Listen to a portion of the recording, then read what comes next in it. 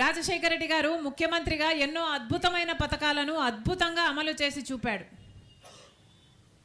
ఉచిత విద్యుత్తో మొదలుపెట్టాడు రాజశేఖర రెడ్డి గారు తొలి సంతకంతో. ఆ తర్వాత రైతులకు ఎంతో చేశాడు, రుణమాఫీ కూడా చేశాడు. పేదవాళ్ళకి ఎన్నో అద్భుతమైన పథకాలు. ఇంట్లో ఎవరికైనా జబ్బు వస్తే అప్పుల పాలు కాకూడదు అని ఆరోగ్యశ్రీ చేశాడు. పేద బిడ్డలు కూడా డాక్టర్లు ఇంజనీర్లు కావాలి అని ఫీజు రీయింబర్స్మెంట్ చేశాడు. పేదవాడు ఫోన్ చేసిన 20 నిమిషాలకు అంబులెన్స్ రావాలి అని 108 చేశాడు. లక్షల మంది పేదవాళ్లకు కూడా ఇల్లుండాలి అని ఇందిరమ్మ ఇల్లులు కట్టాడు. ఇలా ఒకటి కాదు రెండు కాదు ఎన్నో అద్భుతమైన పథకాలు. పావలా వడ్డీకే మహిళలు ఎంతోమందికి రుణాలు ఇవ్వడం కానీ ఇలాంటి ఎన్నో అద్భుతమైన పథకాలు చేశాడు రాజశేఖర రెడ్డి గారు ముఖ్యమంత్రిగా. రాజశేఖర రెడ్డి గారు ముఖ్యమంత్రిగా ఉన్న రోజుల్లోనే కాంగ్రెస్ పార్టీ మన్మోహన్ సింగ్ గారు ప్రధానమంత్రిగా ఉన్నారు. ఆ రోజుల్లో రూపొందించిన ఇంకొక అద్భుతమైన పథకమే ఈ ఉపాధి హామీ పని. దాని పేరు మహాత్మా గాంధీ జాతీయ ఉపాధి హామీ పని, జాతీయ గ్రామీణ ఉపాధి హామీ పని. ఈ పథకం గ్రామాలలో పని కల్పించాలి, గ్రామాలలో పని ఉంటే వలసలు తగ్గుతాయి, గ్రామాలలో పని ఉంటే ఆకలి చావులు తగ్గుతాయి అని ఎంతో సదుద్దేశంతో కాంగ్రెస్ పార్టీ పెద్ద మనసు చేసుకొని పేదవాళ్ళ గురించి, గ్రామస్తుల గురించి, గ్రామాల గురించి ఆలోచన చేసి రూపొందించిన పథకం ఈ ఉపాధి హామీ పని. కాంగ్రెస్ పార్టీ మైక్ని ఏం చేశారమ్మా? కాంగ్రెస్ పార్టీ అమ్మ డిస్టర్బ్ చేయకు. కాంగ్రెస్ పార్టీ ఈ పథకాన్ని దేశమంతా అమలు చేసింది. దేశమంతా అన్ని గ్రామాలలో ఈ పథకం అమలవ్వాలి అని దేశమంతా అమలు చేస్తే దేశంలో కోట్ల మంది ప్రజలు, గ్రామాలలో ఉన్న కోట్ల మంది ప్రజలకి ఉపాధి కల్పించింది ఈ ఉపాధి హామీ పని. ఈ ఉపాధి హామీ ఎంత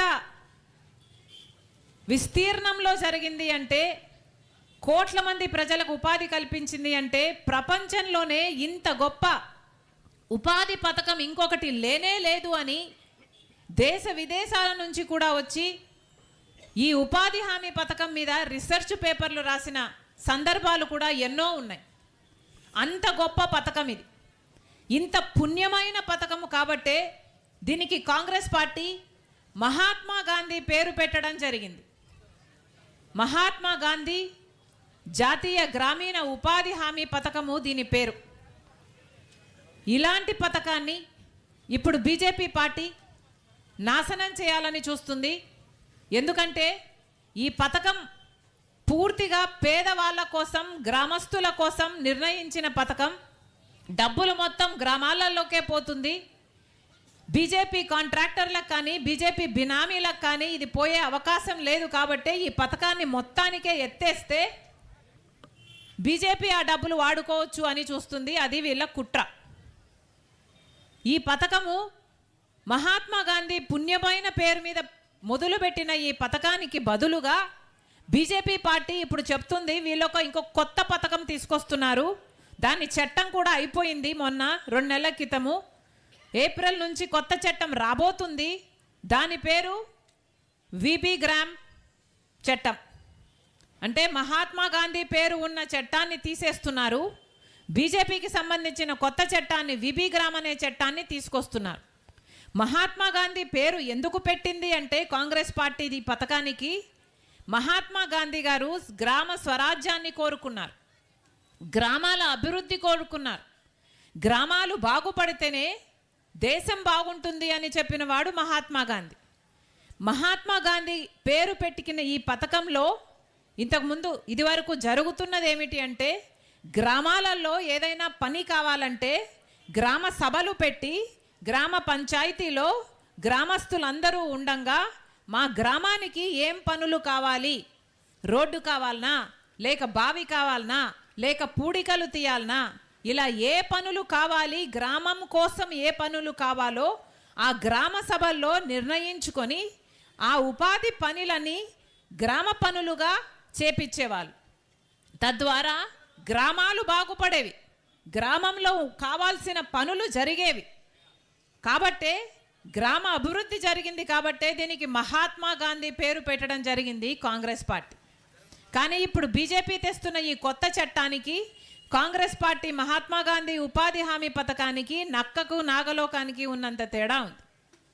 మహాత్మా గాంధీ పేరు, అంత పుణ్యమైన పేరు పెట్టిన ఈ పుణ్యమైన పథకానికి విబిగ్రామ్ అని నామకరణం చేస్తూ ఇక మీదట గ్రామాలకు ఏ అధికారాలు ఉండవట. బీజేపీ చట్టంలో గ్రామాలు నిర్ణయించవు ఇక గ్రామాలలో ఏ పనులు జరగాలి అని. ఉపాధి చట్టం కింద గ్రామంలో ఉన్న అధికారాలన్నీ పోతాయి, గ్రామంలో జరగాల్సిన పనులు ఇక జరగవు. ప్రభుత్వం, కేంద్ర ప్రభుత్వమే చెప్తుందట, బీజేపీ చెప్తుందట ఎక్కడ ఈ పనులు జరగాలి, ఏ పనులు జరగాలి అని. అంటే వాళ్ళు నోటిఫికేషన్ ఇస్తారట. ఇక గ్రామాలలో పనులు జరగవు, ఇక వాళ్ళు నోటిఫికేషన్ ఇస్తే ఏ రాష్ట్రంలో పనులు జరుగుతాయి, ఏ జిల్లాలో పనులు జరుగుతాయి, ఏ గ్రామాల్లో జరుగుతాయి, జరగవు అన్నది వాళ్ళు నిర్ణయిస్తారట. అన్ని గ్రామాలకు ఇది వర్తించబోదిక. అంతేకాదు పనులు కూడా ఎక్కడ జరగాలి అని కూడా వీళ్ళే చెప్తారట. అంటే పక్కన ఒక కాంట్రాక్ట్ పనో లేకపోతే ఒక నేషనల్ ప్రాజెక్ట్ పనో జరుగుతుంటే దానికి ఒక కాంట్రాక్టర్ ఉంటాడు. ఆ కాంట్రాక్టర్ కింద ఈ ఉపాధి హామీ పనిని చేరిస్తే ఈ ఉపాధి హామీ పనికి వెళ్ళే వాళ్ళంతా ఇక గ్రామాలలో పని చేయరు. ఈ ఉపాధి హామీ పనులంతా ఆ కాంట్రాక్టర్ కింద లేబర్ సప్లై చేసే కంపెనీలుగా గ్రామాలు మారిపోతాయి అన్నమాట. ఇక ఆ కాంట్రాక్టర్ కింద పని చేస్తే ఆ కాంట్రాక్టర్ డబ్బులు ఇస్తాడో ఇయ్యడో, ఎప్పుడు ఇస్తాడో, ఈ ఉపాధి హామీ చట్టం అన్నది ఇక బతుకుతుందో బతకదో, ఏ సపోర్ట్ సిస్టమ్ కానీ, ఏ ఆసరా కానీ, ఏ అష్యూరెన్స్ కానీ ఇక మీదట ఉండబోదట. ఇది ఎక్కడి న్యాయం అని అడుగుతోంది కాంగ్రెస్ పార్టీ. ఇక గ్రామాలు ఎలా బాగుపడాలి? గ్రామంలో గ్రామస్తులకు కావాల్సిన పనులు జరిగితే కొంచెం గ్రామాలన్నా చూడబుద్ధి అవుతున్నాయి, తిరగబుద్ధి అవుతున్నాయి.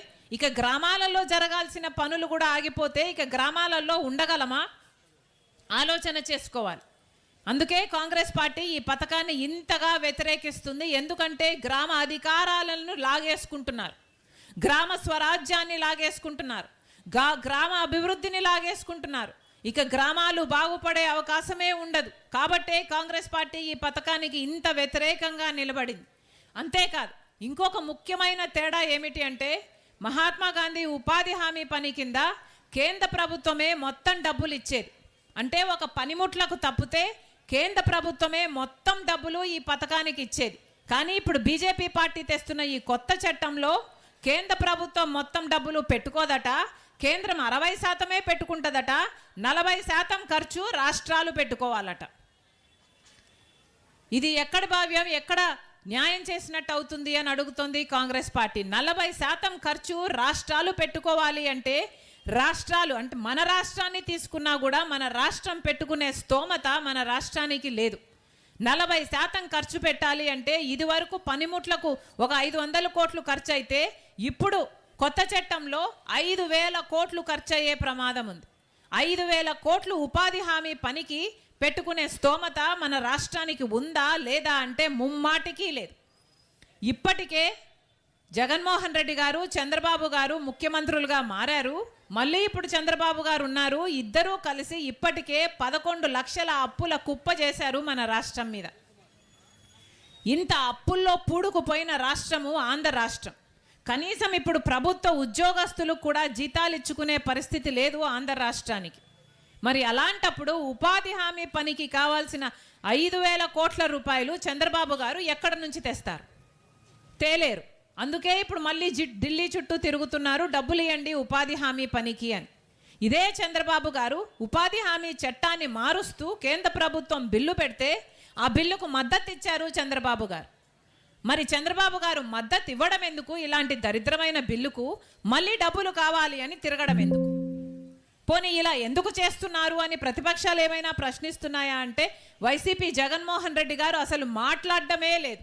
ఎందుకంటే ఇది బీజేపీ పథకం కాబట్టి, బీజేపీకి వ్యతిరేకంగా మాట్లాడే దమ్ము జగన్మోహన్ రెడ్డి గారికి లేదు కాబట్టి.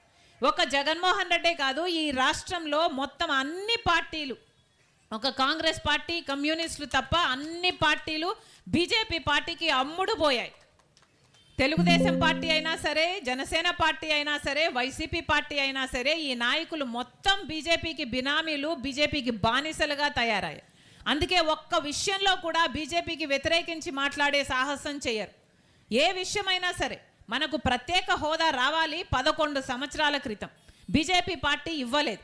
ఎవరైనా ప్రతిపక్షంలో ఉన్నప్పుడు మాట్లాడాల్సిందే తప్పితే అధికారంలో ఉన్నప్పుడు బీజేపీని నిలదీసి ప్రత్యేక హోదా కాలర్ పట్టుకొనైనా తీసుకొస్తామని చెప్పిన వాళ్ళు కూడా అధికారంలోకి వచ్చిన తర్వాత జగన్మోహన్ రెడ్డి గారైనా సరే, చంద్రబాబు గారైనా సరే పూర్తిగా విస్మరించేశారు.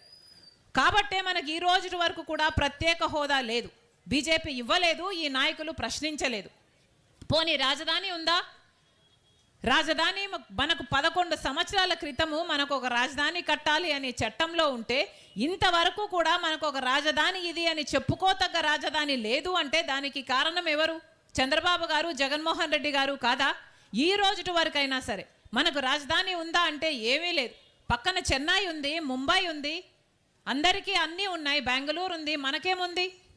చేతిలో చిప్పు ఉంది. మన బిడ్డలకు ఉద్యోగాలు ఎక్కడి నుంచి రావాలి?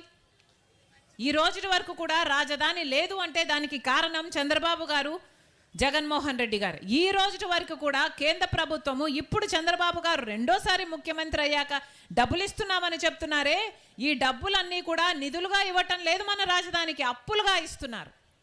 ఎవరు అడిగారు అప్పులు? ఈ అప్పులన్నీ మళ్ళీ ఎలా తీర్చుకోవాలి? మన రాష్ట్రం మీద ఇప్పటికే 11 లక్షల కోట్ల అప్పు ఉంది.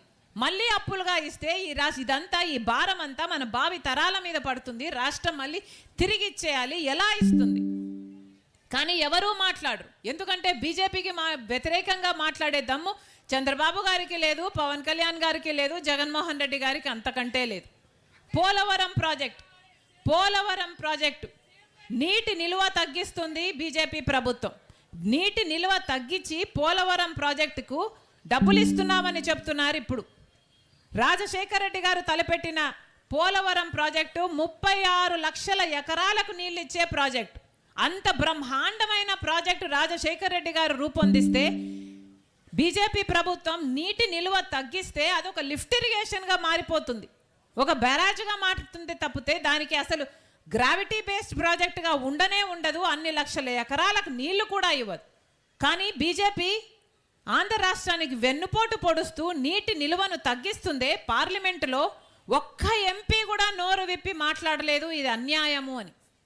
తెలుగుదేశం ఎంపీలు మాట్లాడలేదు, పవన్ కళ్యాణ్ ఎంపీలు మాట్లాడలేదు, జగన్మోహన్ రెడ్డి గారు వైసీపీ ఎంపీలు కూడా మాట్లాడలేదు. ఒక్కడంటే ఒక్క మగాడు కూడా లేచి పోలవరం ప్రాజెక్టు అన్యాయం చేయండి అని మాట్లాడిన పాపాన పోలేదు అంటే వీళ్ళకి మరి బీజేపీకి ఎదిరించే సత్తా ఉందనా లేదనా? మళ్ళీ చెప్తున్నాం, అందరూ తెలుగుదేశం అయినా సరే, జనసేన అయినా సరే, వైసీపీ అయినా సరే మొత్తం అందరూ బీజేపీ ముందు సాగిలపడ్డారు. బీజేపీకి బానిసలయ్యారు, బీజేపీకి బినామీలుగా మారారు. ఒక్క కాంగ్రెస్ పార్టీ మాత్రమే ఈరోజు బీజేపీకి వ్యతిరేకంగా మాట్లాడే సాహసం చేస్తుంది.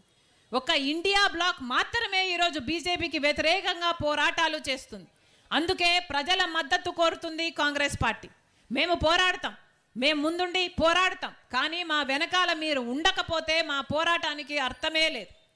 అందుకే చెప్తున్నాం, మళ్ళీ చెప్తున్నాం, ఈ బీజేపీ పార్టీ మన రాష్ట్రాన్ని భ్రష్టు పట్టిస్తుంది, మన రాష్ట్రానికి వెన్నుపోటు పొడుస్తూనే ఉంది. గత 11 సంవత్సరాలుగా ఇదే చేస్తున్నా కూడా ఒక్క నాయకుడు కూడా అధికారంలో ఉండి బీజేపీకి వ్యతిరేకంగా మాట్లాడటం లేదు. కాబట్టే ఈరోజు రాజశేఖర రెడ్డి బిడ్డ మీ ముందర నిలబడి బీజేపీకి వ్యతిరేకంగా కాంగ్రెస్ తరపున ఈ పోరాటం చేపట్టింది. రాహుల్ గాంధీ ప్రధానమంత్రి అయితేనే మనకు ప్రత్యేక హోదా వస్తుంది. 10 సంవత్సరాల ప్రత్యేక హోదా ఇస్తానన్నాడు రాహుల్ గాంధీ గారు. మన రాష్ట్రానికి ప్రత్యేక హోదా వస్తే వేల కొద్ది పరిశ్రమలు వస్తే లక్షల మంది బిడ్డలకు ఉద్యోగాలు వస్తాయి, మన రాష్ట్రం అభివృద్ధి చెందుతుంది. లేకపోతే అసలు మన రాష్ట్రం బాగుపడే ఛాన్సే లేదు. మళ్ళీ చెప్తున్నాం, ఒక్క కాంగ్రెస్ పార్టీ మాత్రమే ఈరోజు బీజేపీని వ్యతిరేకించే సాహసం చేస్తుంది. మీ అందరూ మద్దతు కూడా కోరుతుంది. ఒక్కరంటే ఒక్కరు కూడా ఈరోజు ప్రజల పక్షాన నిలబడిన పాపాన పోలేదు. తెలుగుదేశం పార్టీ అయినా సరే, జనసేన అయినా సరే, వైసీపీ అయినా సరే స్వార్థ రాజకీయాలు చేసుకుంటున్నారు తప్పితే ప్రజల పక్షాన ఒక్కరు కూడా నిలబడటం లేదు. అందుకే కాంగ్రెస్ పార్టీ తరపున రాజశేఖర రెడ్డి బిడ్డ నిలబడి మిమ్మల్ని అర్థిస్తుంది. మళ్ళీ కాంగ్రెస్ పార్టీ హస్తం గుర్తు మీకు అభయ హస్తము కావాలి అంటే మీ అందరూ కూడా కాంగ్రెస్ పార్టీని బలపరచాల్సిన అవసరం ఉంది. మళ్ళీ కాంగ్రెస్ పార్టీ పథకాలన్నీ అమలవ్వాలి. రాజశేఖర్ రెడ్డి గారు ఒక కాంగ్రెస్ పార్టీ నాయకుడు. కాంగ్రెస్ పార్టీ తరపున రాజశేఖర్ రెడ్డి గారు ముఖ్యమంత్రిగా ఉన్నారు కాబట్టే రుణమాఫీ కూడా చేయగలిగారు. అంత అద్భుతమైన పథకాలు చేయగలిగారు అంటే కేవలం కాంగ్రెస్ పార్టీ నాయకుడిగా ఉన్నందుకే చేయగలిగాడు రాజశేఖర్ రెడ్డి గారు. మళ్ళీ ఆ పథకాలన్నీ అమలవ్వాలంటే, రుణమాఫీ అవ్వాలన్నా, ప్రత్యేక హోదా రావాలన్నా, మన బిడ్డలకు ఉద్యోగాలు రావాలన్నా మళ్ళీ కాంగ్రెస్ పార్టీ అధికారంలోకి వస్తేనే ఇవన్నీ సాధ్యమవుతాయి. అందుకే చెప్తున్నాం, మా వెనకాల మీరు ఉండాలి, మీరు మమ్మల్ని బలపరచాలి, మేము కొట్లాడతాం. రాష్ట్రంలో ఎన్నో సమస్యలు ఉన్నాయి. ఒక్క ఉపాధి హామీ పనే కాదు, అసలు ఆరోగ్యశ్రీకి ఇప్పటి వరకు 3,000 కోట్ల రూపాయలు అప్పు పెట్టింది ప్రభుత్వం.